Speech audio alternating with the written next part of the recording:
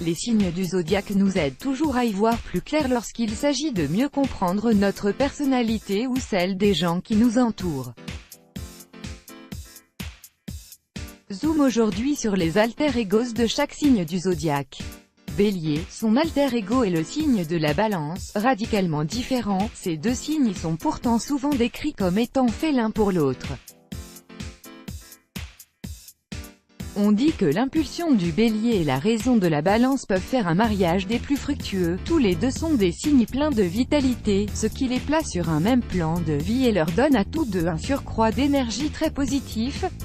La seule incompatibilité qui rendrait tout rapprochement difficile entre ces deux signes, serait liée à un problème de gestion de temps. Tandis que le Bélier a besoin que les choses aillent vite dans sa vie, la Balance, elle, a besoin de prendre tout son temps dans tout ce qu'elle fait.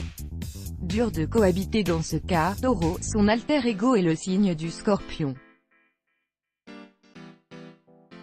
Lorsque la passion du Scorpion rencontre la sagesse du Taureau, ça passe ou ça casse. Bien que tous les opposent, ces deux signes peuvent se découvrir de brûlantes passions et vibrer à l'unisson, et pas uniquement en amour.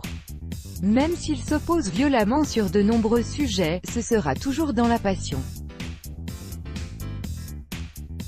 Et le Taureau pourrait bien en être tous retournés et en perdre la raison. Gémeaux, son alter-ego est le signe du Poisson. S'il se laisse porter par le sentiment de liberté qui habite les Gémeaux, le Poisson pourrait bien se libérer des angoisses qui l'emprisonnent depuis toujours. De son côté, le Gémeaux pourra beaucoup apprendre du mysticisme du Poisson. Sur le plan amoureux, tous les deux sont de grands romantiques dans l'âme, même si le Gémeaux n'en est pas toujours conscient. En revanche, ce qui peut les mener à leur perte, ce sont leurs divergences d'opinion concernant la manière de mener leur vie.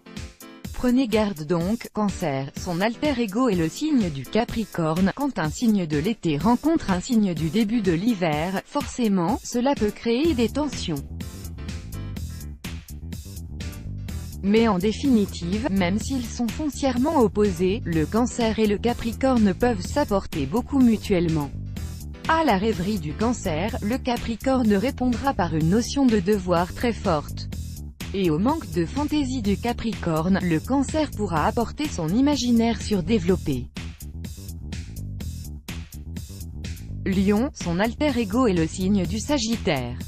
Ces deux-là jouent un peu dans la même cour et, entre eux, il n'y aura pas de demi-mesure, ce sera soit la paix soit la guerre. Qui prendra la tête du commandement? Cela reste un mystère tant ils aiment donner des ordres, mais si l'un sait intelligemment et subtilement lâcher du lest, en l'occurrence le Lion, ils seront alors capables de vivre de grands moments et de montrer de grands projets, car leurs qualités associées en feront un redoutable duo, d'une efficacité remarquable et d'une force redoutable. Vierge, son alter-ego est le signe du Taureau. Si avec sa force tranquille, le Taureau arrive à rassurer la Vierge, le côté très pragmatique de celle-ci convient habituellement très bien au Taureau. Ensemble, ils ont la capacité de se projeter très loin. En revanche, il manque cruellement d'ouverture lorsqu'il s'agit de comprendre l'autre ou de faire des concessions pour lui, et comme ces deux signes sont très introvertis, ils s'isolent et s'enferment dans une relation qui au final, manque de douceur de vivre. Balance, son alter-ego est le signe du Verseau. Tous les deux partagent le même sens de la justice et de l'équité, un point commun qui rapproche inévitablement ces deux signes. En revanche, le Verseau est plus dans l'action, tandis que la Balance a tendance à rester dans la réflexion. Tous les deux sont animés par des sentiments vrais et font preuve de la même bienveillance à l'égard de ceux qui les entourent. Ils sont semblables sans être similaires et se comprennent plus ou moins facilement.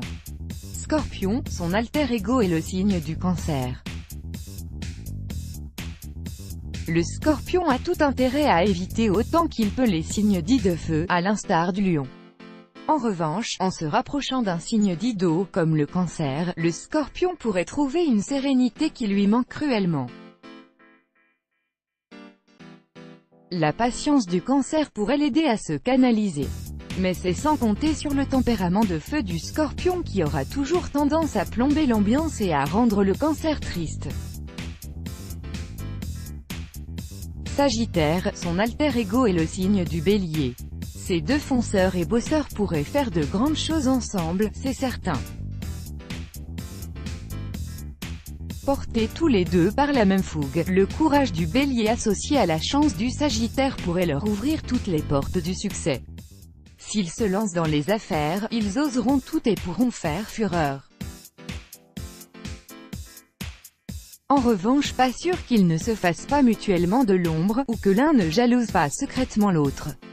Entre ces deux-là, ce sera donc tout ou rien. Capricorne, son alter ego est le signe du Cancer.